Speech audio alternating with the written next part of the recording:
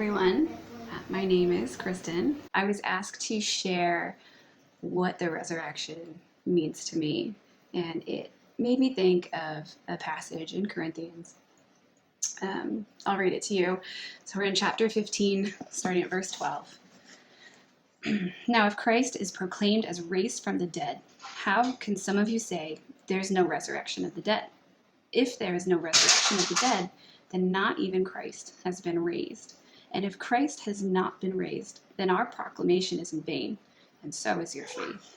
Moreover, we are found to be false witnesses about God, because we have testified wrongly about God, that he raised up Christ, whom he did not raise up, if in fact the dead are not raised. For if the dead are not raised, not even Christ has been raised. And if Christ has not been raised, your faith is worthless. And you are still in your sins. It's a very sobering passage, but very logical. Christianity hinges on the resurrection. Now, there's all kinds of historical evidence that Jesus was a man who really lived and really died. But the evidence of his resurrection is not so widely agreed upon. So the point Paul is making here is the point that I have struggled with 2,000 years later. And it all surrounds this word, if. If Christ raised from the dead. I never struggled with the word if until my 20s. I was raised in a church, much like Be Free. Jesus was the center of everything that was taught there. And forgiveness of sins and salvation was a gift from God. It was not something to be earned by being a good person. I was raised in the truth, and I'm very grateful for it. My family went to church every week. I brought my friends with me whenever they were willing, and I had wise, wonderful people mentor me. In college, I got involved with ministries, leading Bible studies, sharing my faith, and it meant so much to me. It was so central to the person that I was that I decided to join that ministry as a full-time worker. So this was my legitimate job, and I loved it. But I ended up having to leave that job, and when I did, I spiraled into this faith crisis and identity crisis.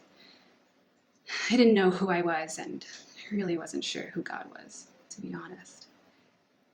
And that's the first time that the word if started causing some real trouble for me. Somehow in the middle of all this, Elijah married me. I will never understand that timing, but I'm sure grateful for it. And by the time we were married, I was depressed, legitimately depressed.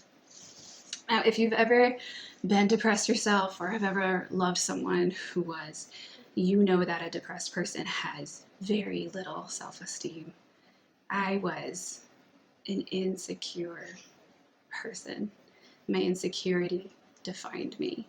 I was too afraid to take the risks required to look for work or engage in any honest relationship. And that, my fine friends, is the point in time in which most of you met me. What was the turning point, you ask?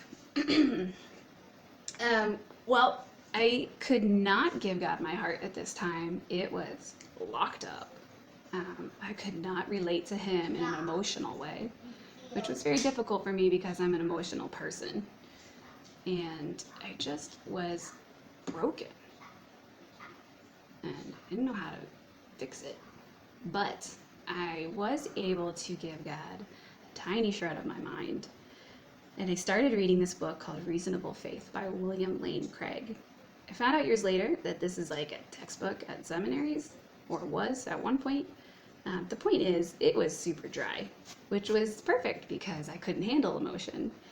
And in reading that book, there were a lot of really sound arguments that backed up Christianity and backed up the validity and the veracity of the Bible.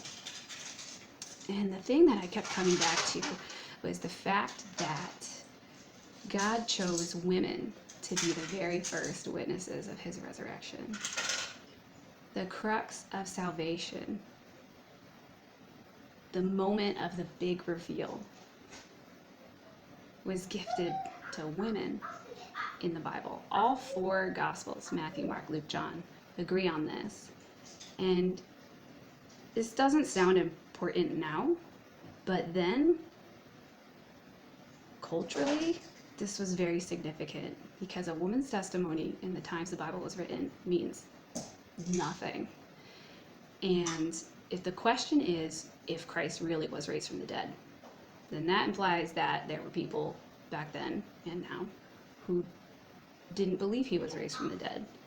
Right? They thought maybe the disciples took his body from the grave and were faking it.